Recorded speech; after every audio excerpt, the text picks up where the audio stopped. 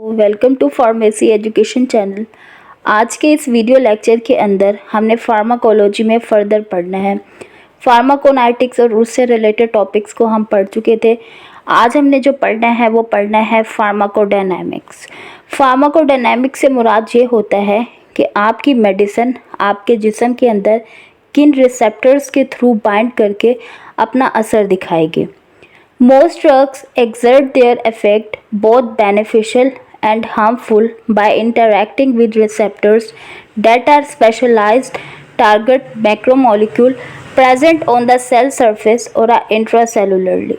कहते हैं कि बहुत सी ड्रग चाहे वो अपने खुशगवार असरात हों या फिर ख़तरनाक असरात हों, वो आपके रिसेप्टर्स के साथ बाइंड करती हैं और वो रिसेप्टर्स कहाँ पे मौजूद होते हैं, सेल की सतह के ऊपर मौजूद होते हैं या फिर सेल के अंदर मौजूद होते हैं।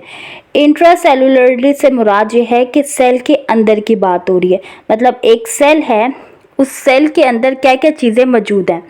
जैसे कि एक सेल है, उसके अंदर आपका साइटोप्लाज्म मौजूद होता है, न्यूक्लियस मौजूद होता है, माइटोकॉन्ड्रिया मौजूद होता है, गोल्जी बॉडीज़ और मैनी मोर चीज़ें मौजूद होती हैं।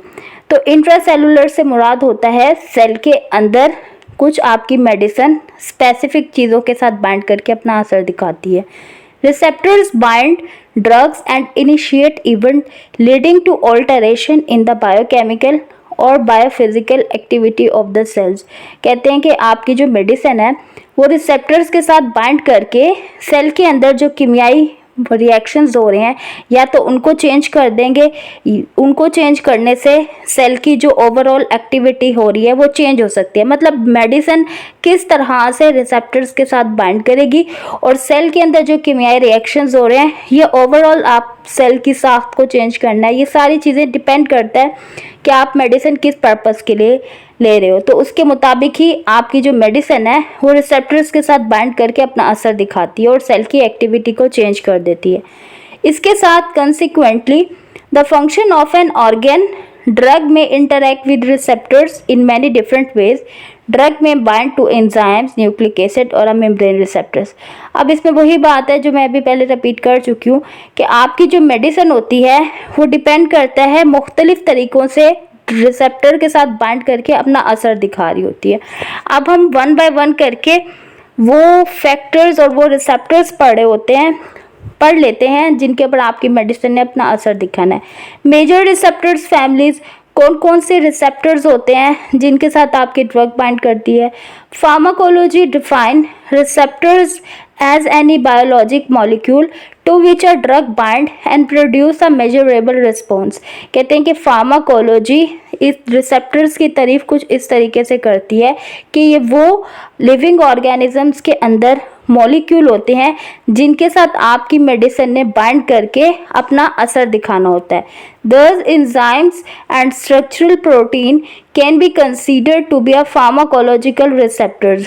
कहते हैं कि आपकी बॉडी में मौजूदा जो एंजाइम्स और प्रोटीन्स वगैरह होती हैं वो मॉलिक्यूल होते हैं जिनके साथ आपकी मेडिसिन ने बाइंड करके आपको थेराप्यूटिक इफेक्ट दिखाना होता है। फार्माकोलॉजिकल इफेक्ट और थेराप्यूटिक इफेक्ट से मुराद है कि जिस पर्पस के लिए आप मेडिसिन खा रहे हो, मतलब इलाज, जिस मेडिसिन आप ऑफ कोर्स अपनी बीमारी को ठीक करने के लिए खाते हो, तो जिस बीमारी के लिए आप मेडिसिन खा रहे हो तो वो जो मकसद है वो पूरा होना चाहिए। तो उसको आप क्या बोलते हो, फार्माकोलॉजिकल रिस्पॉन्स ऑफ मेडिसिन बोलते हो। नेक्स्ट टाइप्स हैं, फर्स्ट में आता है लाइगेंड गेटेड चैनल्स, ठीक है, या फिर ligand gated ion channel receptors बोलते हैं। सेकेंड रिसेप्टर की टाइप है G protein coupled receptors. Third है एंजाइम लिंक्ड रिसेप्टर्स। फोर्थ है इंट्रासेलुलर रिसेप्टर्स। इनको वन बाय वन करके देख लेते हैं। Ligand gated ion channel receptors क्या होते हैं?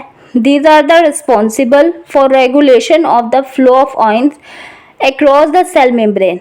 ये जो आपके चैनल्स होते हैं ये आपकी सेल की मेम्ब्रेन जो होती है, सेल की जो झिल्ली होती है उसके ऊपर होते हैं। लाइक गेट के ऊपर जैसे गार्ड खड़ा होता है ना, इसी तरह सेल मेम्ब्रेन के ऊपर ये आयन चैनल होते हैं जो कि स्पेसिफिक आयंस को सेल के अंदर क्रॉस होने देते हैं, जैसे sodium ion, potassium, calcium, chloride, ये सारे वो आयंस हैं जिसके ऊपर आपकी मेडिसिन ने बाइंड होके सेल के अंदर आना होता है। The activity of this enzymes is regulated by the binding of a ligand to the channel. कहते हैं कि ये बात हो रही है कि ये जो एक्टिविटी होती है इन चैनल्स की तब रेगुलेट होती है जब कोई मेडिसिन इन आयंस के साथ बाइंड करके सेल के अंदर आती है। Nicotinic receptors and gamma aminobutyric acid that is GABA receptors are important examples of a ligand gated channels। कहते हैं कि इनकी एग्जाम्पल्स कौन कौन सी हैं, nicotinic receptors and GABA receptors. इसको हम समराइज करके अगर पढ़ें तो लाइगेंड गेटेड आयन रिसेप्टर्स क्या होते हैं, इनकी कौन कौन सी टाइप्स होती हैं, जैसे कि sodium ions, potassium, calcium, chlorine and magnesium. ये जो आयन गेटेड हैं, ये आयंस के जो गेट हैं वो आपके सेल की मेम्ब्रेन के ऊपर, मतलब सेल की झिल्ली के ऊपर लोकेट होते हैं और बहुत सी आपकी मेडिसिन इन आयंस चैनल के थ्रू सेल के अंदर जाती है और अपना इफेक्ट दिखाती है। इसके अलावा इनका जो रिस्पॉन्स टाइम होता है वो मिली सेकेंड, मतलब बहुत तेज़ी के साथ इन मेडिसिन का असर होता है। एग्जाम्पल निकोटेनिक गाबार्जिक, आपकी इसकी एग्जाम्पल्स हैं, मतलब इस आयंस चैनल के थ्रू कौन सी मेडिसिन आपकी बॉडी में असर दिखा रही है, जैसे कि आपकी नींद वाली दवाइयाँ होती हैं, सेडेटिव्स वगैरह, वो इन चैनल के थ्रू आपकी बॉडी में असर दिखा रही होती है। नेक्स्ट टाइप है रिसेप्टर्स की, जी protein couple receptors. A second family of the receptors consists of a G protein couple receptors.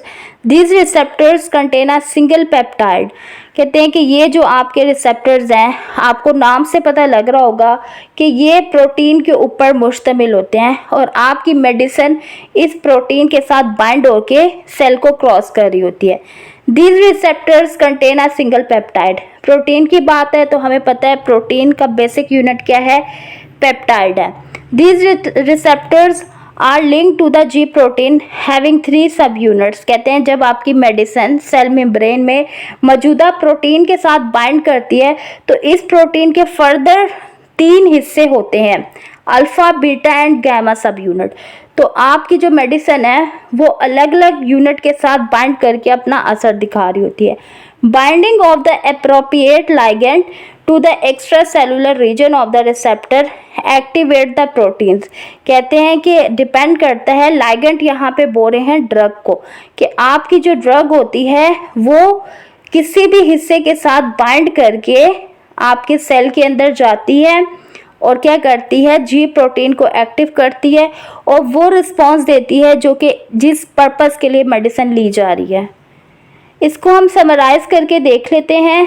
Ji protein couple receptors type GS, अभी हम पीछे देख चुके हैं कि कौन कौन से जी प्रोटीन के पार्ट होते हैं। तो ये वो टाइप्स हैं जिनके साथ आपकी मेडिसिन ने बाइंड होकर अपना असर दिखाना है। इसकी एग्जांपल्स में कौन कौन से रिसेप्टर्स हैं जिनके साथ मेडिसिन बाइंड होती है, अल्फा और बीटा और मैस्कुलिनिक रिसेप्टर्स। अब जैसे कि हम बीटा रिसेप्टर्स की बात करें तो इसकी भी फर्दर टाइप्स होती हैं, बीटा 1, बीटा 2। जैसे बीटा 2 है वो लंग्स के ऊपर मौजूद होते हैं रिसेप्टर्स, बीटा 1 आपके हार्ट के ऊपर मौजूद होते हैं। तो आपकी मेडिसिन इन रिसेप्टर्स के साथ, मतलब जो आपकी हार्ट की दवाइयाँ हैं या फिर आपकी मतलब सांस से रिलेटेड दवाइयाँ हैं जो कि स्पेसिफिकली इन रिसेप्टर्स के साथ बाइंड होकर उन्होंने अपना असर दिखाना होता है और इनका जो रिस्पॉन्स होता है वो सेकंड टू मिनट्स, मतलब थोड़े सेकंड से मिनट्स तक इनका असर हो जाता है। और इसमें मैक्सिमम मतलब होती तो बहुत सारी दवाई आता है, यहाँ पर जो एग्जाम्पल है वो इसकी जो एग्जाम्पल्स हैं वो एट्रोपिन एंड स्कोपोलामाइन है, मतलब एट्रोपिन मैस्कुरेनिक एंटागोनिस्ट है। और इसके अलावा और भी बहुत सारी इस कैटेगरी में मेडिसिन आती हैं। थर्ड एग्जाम्पल है रिसेप्टर्स की, enzymes linked receptors. A third major family of a receptors consist of those having cytosolic enzymes activity as an integral component of their structure or a function। कहते हैं कि इस type के receptors में आपकी medicine ने enzymes के साथ बाइंड होके अपना असर दिखाना है। तो कहते हैं ये रिसेप्टर्स की तीसरी बड़ी फैमिली है और इसमें आपकी साइटोसोलिक एंजाइम्स एक्टिविटी से मुराद ये है कि यहाँ पे जो अहमियत जूस मतलब जो अहमियत के हामिल है वो एंजाइम्स है, क्योंकि मेडिसिन ने उसके साथ बाइंड करके अपना असर दिखाना है। Binding of a ligand activate और inhibit the cytosolic enzymes activity. Ligand again यहाँ पे ड्रग की बात हो रही है कि जो आपकी ड्रग होती है वो एंजाइम्स के साथ बाइंड होके या तो आपके सेल के फंक्शंस को ख़त्म कर देती है, मतलब रोकती है, या फिर कर देती है। अब ये डिपेंड करता है कि आप मेडिसिन जिस पर्पस के लिए ले रहे हो, क्योंकि आपकी बहुत सी बॉडी में जो आपकी जो बॉडी होती है उसमें आप मेडिसिन मुख्तलिफ वे में ले रहे होते हो। समटाइम आप मेडिसिन इसलिए भी ले रहे होते हो कि आपके बॉडी में जो ज़्यादा मतलब कि बॉडी ज़्यादा एक्टिव हो गई है उसको रिड्यूस करने के लिए। समटाइम ये होता है कि आपकी बॉडी प्रॉपरली काम नहीं करी उसको एक्टिव करने के लिए। तो ये डिपेंड करता है कि आपको कौन सी बीमारी है और उसी के मुताबिक आपको एगोनिस्ट या फिर एंटागोनिस्ट रिकमेंड किए जाते हैं। और वही जो एगोनिस्ट है और एंटागोनिस्ट है ये मेडिसिन के रिसेप्टर्स की हम बात कर रहे हैं कि उस मेडिसिन ने उस रिसेप्टर्स के थ्रू फंक्शन को इनहिबिट करना है या फिर रोक देना है। एंजाइम्स लिंक्ड रिसेप्टर्स का शॉर्ट देख लेते हैं। टाइप्स में टायरोसिन काइनेज लिंक्ड रिसेप्टर्स आते हैं। टायरोसिन काइनेज क्या है? एंजाइम्स है। एग्जाम्पल इंसुलिन रिसेप्टर्स, मतलब आपकी जो इंसुलिन होती है वो इस रिसेप्टर्स के थ्रू अपना असर दिखा रही होती है। इसका रिस्पॉन्स टाइम कितना होता है, मतलब अगर कोई मेडिसिन इस एंजाइम लिंक के थ्रू असर दिखा रही है तो वो कितनी देर में अपना असर दिखाएगी? मिनट्स टू आवर्स, मतलब कुछ मिनट से लेके आवर्स के अंदर इस मेडिसिन का असर आ जाता है। नेक्स्ट आपकी फैमिली है रिसेप्टर्स की, और लास्ट है इंट्रासेलुलर रिसेप्टर्स। इंट्रासेलुलर से मुराद है कि सेल के अंदर, मतलब एक सेल के अंदर जो एक्टिविटी हो रही है उसको हमने कंट्रोल करना है या फिर इनहिबिट करना है या एक्टिवेट करना है। इसको हम क्या बोलते हैं? Intracellular receptor. This receptors are either in the cytoplasm. ये रिसेप्टर्स आपके या तो साइटोप्लाज्म मतलब सेल के अंदर जो फ्लूइड होता है उसके अंदर मौजूद होते हैं, या फिर आपके न्यूक्लियस पे मौजूद होते हैं। और फिर क्या करते हैं, आपकी ड्रग इन जगह मतलब न्यूक्लियस के अंदर जाके बाइंड हो जाती है, या साइटोप्लाज्म में गोल्जी बॉडीज़ हो गई या दूसरा यूनिट हुआ उसके साथ जाके बाइंड हो जाती हैं और फिर अपना जो रिस्पॉन्स है वो शो करती हैं। अगर इनकी शॉर्ट वे में बात करें तो सोलेबल डीएनए प्रोटीन, और ज़्यादातर जो आपकी मेडिसिन होती हैं वो डीएनए के ऊपर एक्ट करके अपना असर दिखा रही होती हैं। एग्जाम्पल के तौर पे आपकी जो स्टेरॉयडल मेडिसिन होती हैं 30S 50S ये डीएनए के पार्ट हैं, ठीक है। Subunit DNA and RNA intracellulars. आपकी बहुत सी ऐसी एंटीबायोटिक्स होती हैं जो कि आपके डीएनए के इन यूनिट्स के साथ जाके बाइंड होती हैं। अब जैसे एंटीबायोटिक्स हम किस पर्पस के लिए ले रहे होते हैं? बैक्टीरिया या माइक्रो ऑर्गेनिज्म आपके जिस्म में मौजूद होता है उसको किल करने के लिए। अब माइक्रो ऑर्गेनिज्म, एक बैक्टीरिया की क्या साख्त है, तो उस बैक्टीरिया का जो डीएनए है अगर हम उसको ख़त्म कर देंगे तो ऑटोमेटिकली बैक्टीरिया की ग्रोथ भी रुक जाएगी। तो इस तरीके से हमने अपने सेल को तो नहीं इंटरैक्ट करना ना, मतलब अपने सेल को इफेक्ट नहीं देना, हमने बैक्टीरिया के सेल को ख़त्म करना है। तो वो डिफरेंट कैटेगरीज होती हैं मेडिसिन की, तो उसके मुताबिक वो इफेक्ट दे रही होती हैं। अब यहाँ पर बात हो रही है इंट्रासेलुलर रिसेप्टर्स में, जैसे कि मैंने भी आपको एंटीबायोटिक्स की एग्जांपल दी कि एंटीबायोटिक्स आप किस पर्पस के लिए ले रहे हो?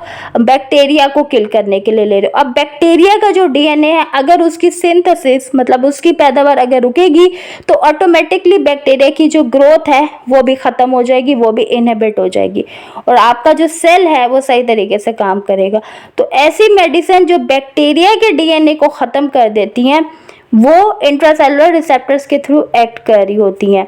अब ये जो 30S और 50S है ये आपके बैक्टीरिया का जो डीएनए है उनके सब यूनिट्स की यहाँ पे बात हो रही है।